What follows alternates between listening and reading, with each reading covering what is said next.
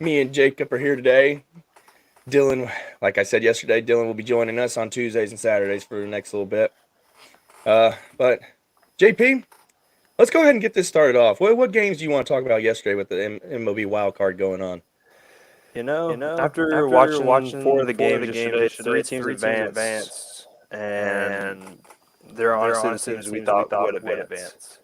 The game I'd really like to focus on is the Brewers, Mets, and Tigers, Astros. Yeah, those were two very good games, especially from the Tiger standpoint. They really solidified why they should be in the postseason yesterday. Hunter Brown for the Astros, he went 5.2 innings, 2 hits, 1 run, 1 earned run, 2 walks, 9 Ks, and 1 home run. When you have a stat line like that for the Astros, you would think that that's going to be good enough to get you into the next game, at least to where they could have played today. But there's no fight in that Detroit team. Like AJ Hinch said yesterday, who let the Tigers get hot, huh? That's really good. And it was really fun to watch. They're really scrappy. They're a really good ball club. I wasn't expecting them to be like that. Yeah, as mentioned yesterday, AJ Hinch definitely got that team on a groove right now. He's got the pitchers rolling. He's got them prepared for this. The hitters are just grinding out at bats, getting runners on. So there's not really much you could really ask for out of the lineup 1 through 9. Yeah, they're playing really good baseball over there right now. On the other hand,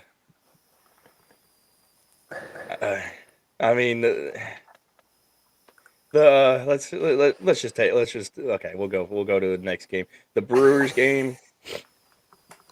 Did you watch the Brewers game? I did. I actually got to pay closely attention to that one. Mets struck first with a Brandon Nimmo single. So then that kind of put a comeback on, and then the Brewers tied it in the bottom. So then the Brewers kind of just went quiet. They kind of looked like they were just going to fold a little bit. Couldn't really push a run across, and then finally the fifth inning came and happened. And they had a sac fly, kind of pushed them within a 1-run lead for the Mets. And then the eighth inning came around, and just offense just came alive. You got two home runs. That's kind of gave them the lead, and then they just kind of solidified that win for them. Garrett Mitchell with the game-winning home run. He mashed that baseball. Yeah, he mashed that baseball. It was fun to watch. I think that after watching yesterday, I think the Mets are just going to pull another Met season. Everybody's riding so high on, the Mets are going to go to the postseason, and we even were, I think after watching yesterday, I don't think they're going to do it, JP. I think they're going to choke today. Yeah, both teams are playing well.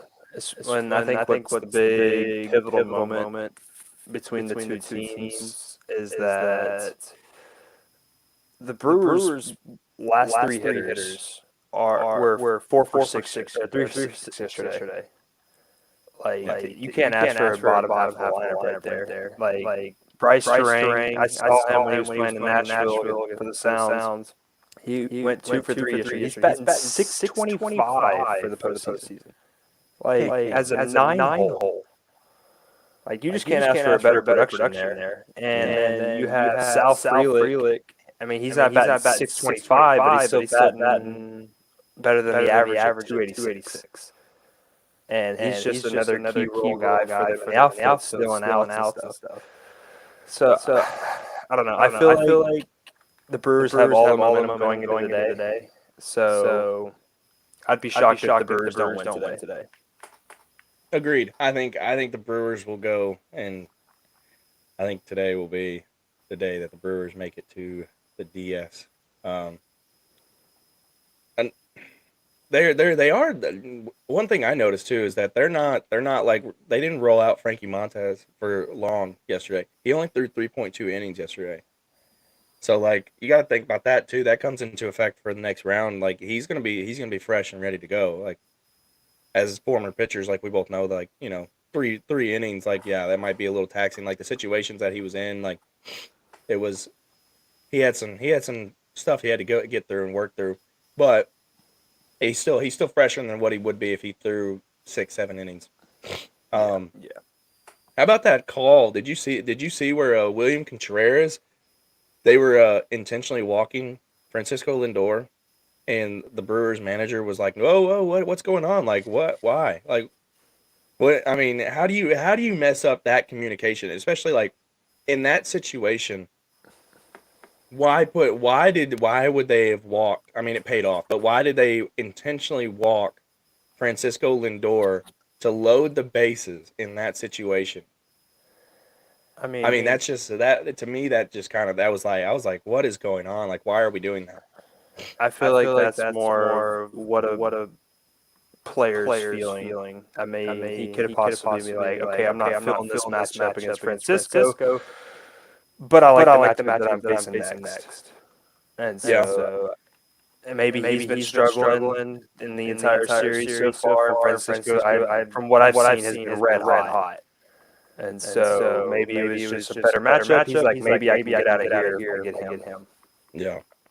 So, I mean, I think that was more of a player communication than it was player to manager. Yeah, because you can definitely tell that they were definitely not on the same page. Yeah. Let's see. I think we should talk about the Orioles game a little bit against the Royals. I mean, that was a good game. That was another good game to watch. The Orioles continue to struggle in postseason. Since they are 0-10 in postseason play dating back to 2014. That is rough for the Orioles. Yeah, especially after having such a promising season. Yeah, like, and the thing is like, I mean, for the Orioles, like you had Gunnar Henderson go 0 for 4 with 3 strikeouts. Adley Rutschman went 1 for 4. Cedric Mullins went 1 for 4, but he had that massive home run, that game tying home run. Yeah. Like those are just guys that you have to have in those moments. You have to have them on their game, and when they're not, you can definitely see that. Like, okay, like are the Orioles just another midway of the road team? Like, are they, you know, or can they be? I mean, obviously they're Adley and Gunnar are still young, but can they be that team in, let's say, next season or the season after that? Can they be that team that is going to, in those moments, are not going to do what they just did? Yeah, I don't know, man. I'm looking at their lineup right now for the postseason. It just looks like they didn't get hits. No, they didn't. I mean, you have Cedric Mullins batting 429, and then the next closest guy is 167. Like, you just need offensive production there. Get runners on. Do something, especially if you know you're struggling. Like, you just got to find a way. Yeah, you can't do what they did yesterday. Bobby Witt though, the Royals looked good. Bobby Witt, man. I'm saying it here. If they make it to the World Series, it's going to be because of him and his leadership for that team. Yeah, and especially with him being a young guy too, you can definitely tell that they all, like we said yesterday, like they all feed around him and his energy and how he's become the face of the Royals for sure. I know that it's definitely been him and Salvador Perez and a couple of others, but Bobby Witt has definitely solidified his reasoning and his reason to be their guy on the field for the Royals. Oh yeah, he's definitely going to be their dude. I would assume if they haven't already, give him a franchise tag and just run with it. Yeah, I could definitely see them doing that. You want to talk about the Braves game last night? I mean, that was San Diego. San Diego's good. I mean, they're going to be good. And they're playing the Dodgers next. That's going to be a great series to watch. So Yeah, that was going to be interesting because you have your two division rivals. Mhm. And I feel like they're always playing each other in the postseason now. Which, is not a bad thing. I mean, we like to see good baseball and good baseball teams win. But True. we'll talk about that in just a second. Let's get back on track to the Braves game and then what the Braves did to Max Fried did not do what he needed to do. His stat line last night, 2 innings pitched, 8 hits, 5 runs, 5 earned runs, 0 walks, 2 Ks, and a home run. Yeah, I mean, and we talked about that yesterday, saying that he going into the game, the Braves had a good chance if he was the Max Fried of old. But Max Fried of yesterday was not. He was not good, in my opinion. I think he left the ball.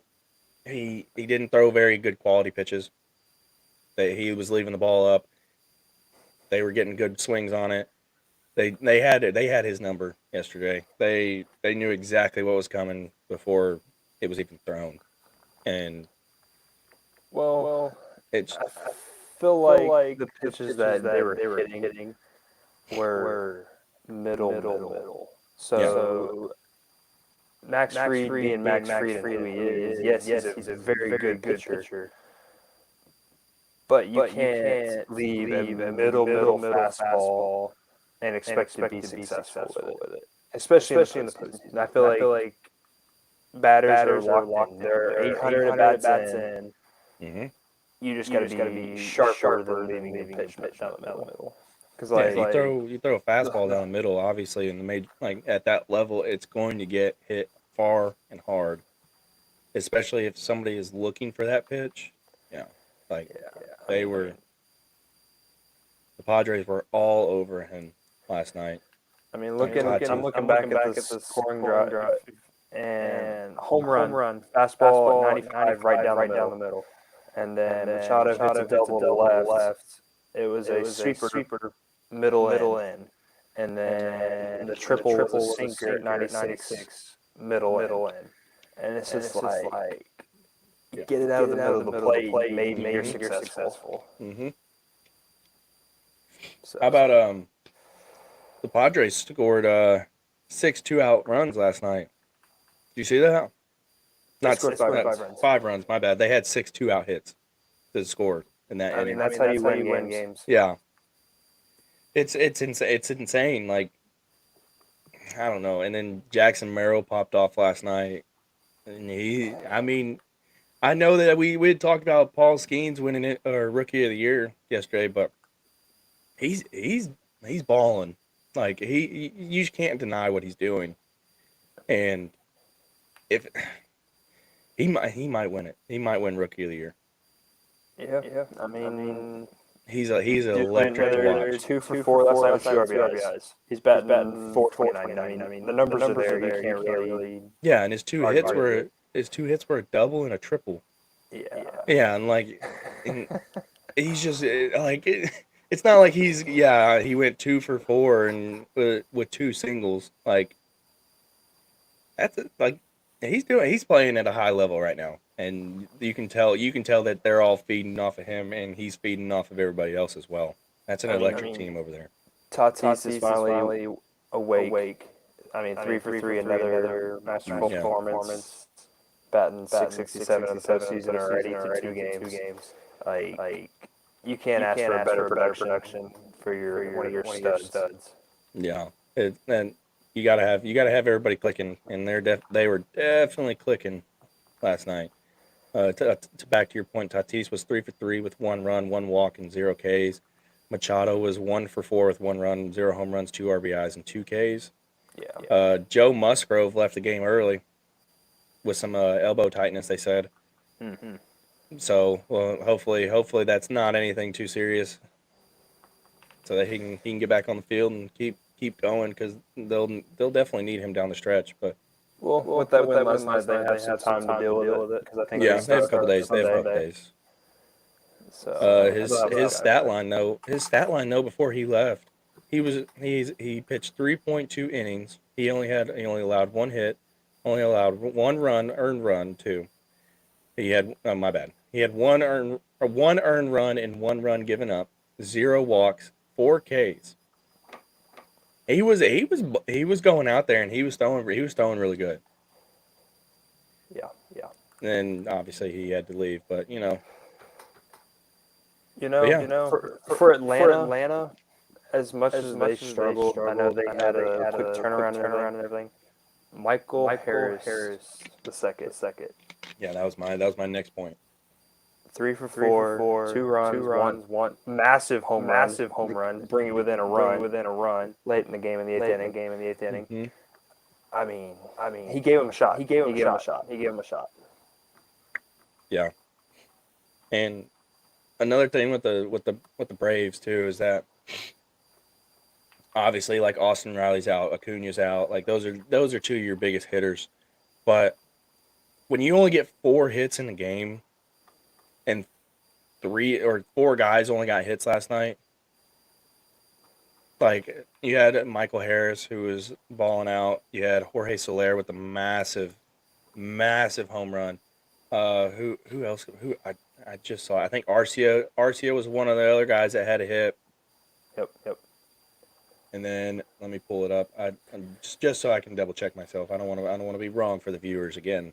We already were wrong the other day about something, so I don't want to.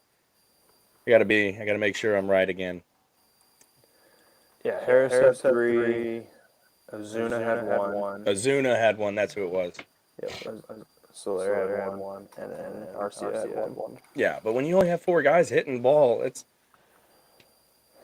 it you definitely can't win games doing that. You just can't win. Especially where it's spaced out too, because your leadoff 3 for 4. You can't ask for a better leadoff production there. I mean, he's getting on base. And then your 3 holes, Ozuna, 1 for 3. That's okay. 6 holes, Soler, and then 9 hole. Yeah, you can't win. That's not a recipe to win games. And to that point though, they almost did. They almost came back and they didn't stop fighting, even though that they've been behind the 8 ball pretty much all year. And they don't fight. They don't quit their fight until the last out's made. So that's one thing I like about the Braves. Max Fried just needed to get them going, and he fell short of it. And I've always been, I don't know about you when you threw in college, but when you're a starter, you got to go out there and you're the momentum for the rest of your team. If you go out there and you are getting shelled, obviously your team is not going to feed off of that. But they didn't quit. I'll give them that. Long innings usually what happens, and that's usually what stalls off offense. Yeah. But how about that Jorge Soler home run? Yeah, that was just massive baseballs. Oh, it was destroyed. Like, I think it was like 109 off the bat, 414. Like, everybody, as soon as the ball was hit, like, everybody in the park knew. I knew it was gone. Like, it was destroyed. And but Jorge Soler's known for those moments, like in the postseason. Like, that's where he thrives. Is he'll smash the long ball every once in a while, and then postseason play comes around, and he's just boom, boom, boom. Just, I mean, it's insane. It's insane to watch him. Hey, I always say you have those guys that can live up to the hype.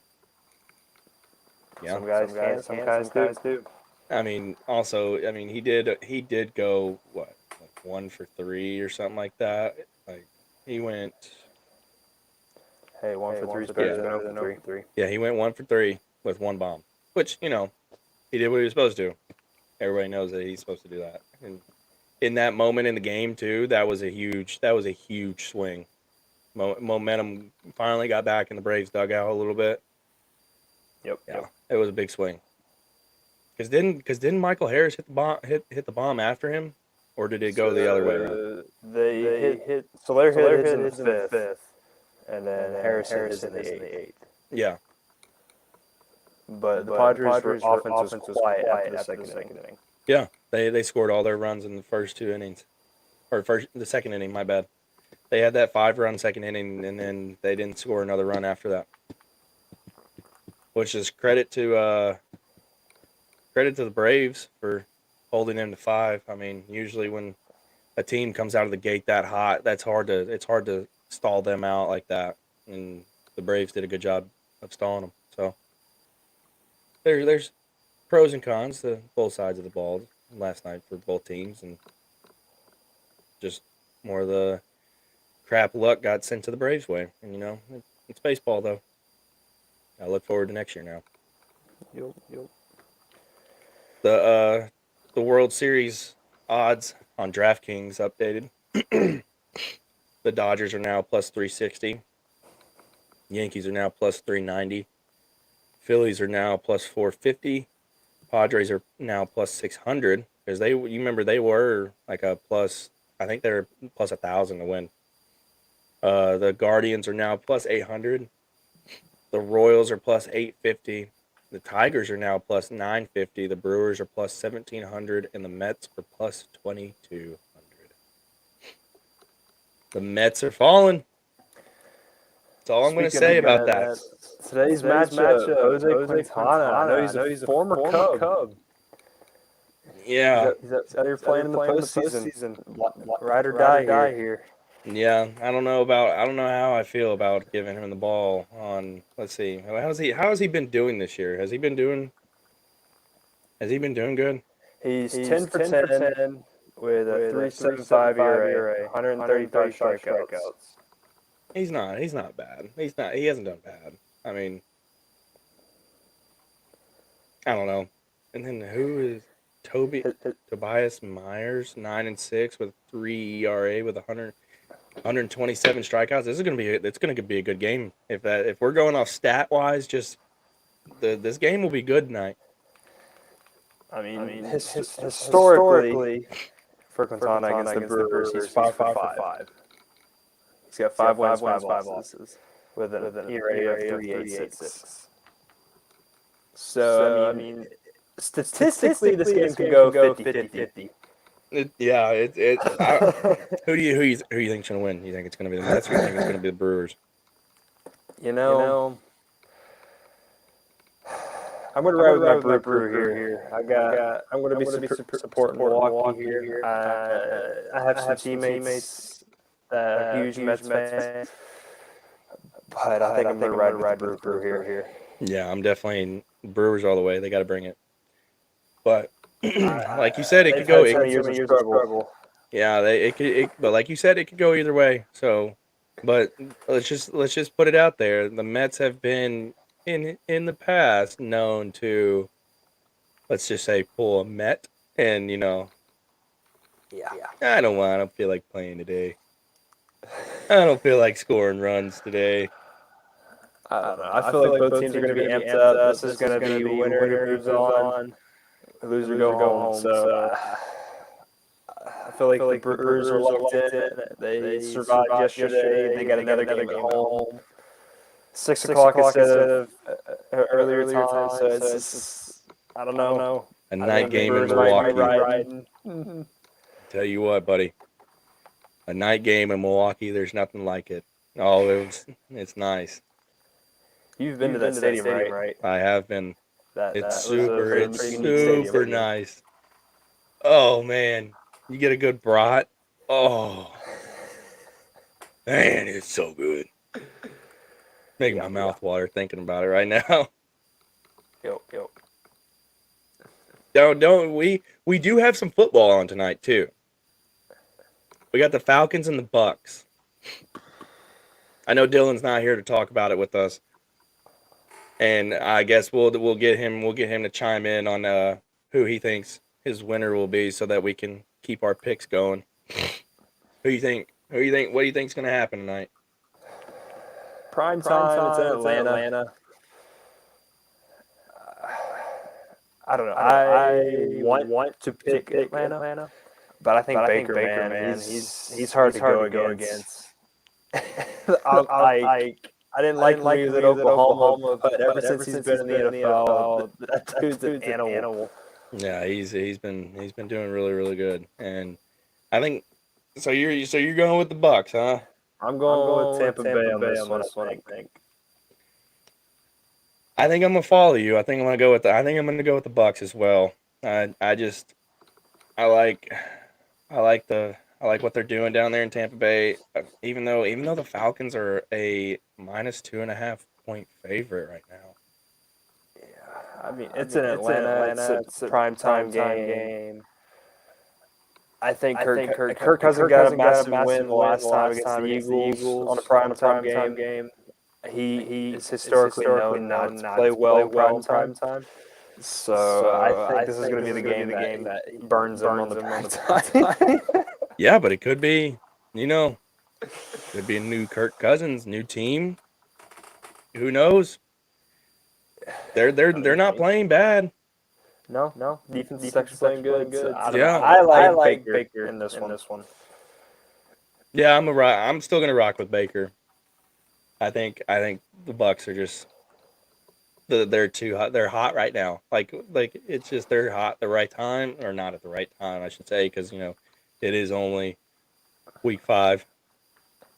But hey, if this is their right time, it's their right time, right? But yeah. I don't know. I think that Tampa Bay just brings more of a complete picture and complete team effort all around on both sides of the ball. I think they'll just bring more energy. That is very true. I mean, simple as that. Yeah, it'll be a good game for sure.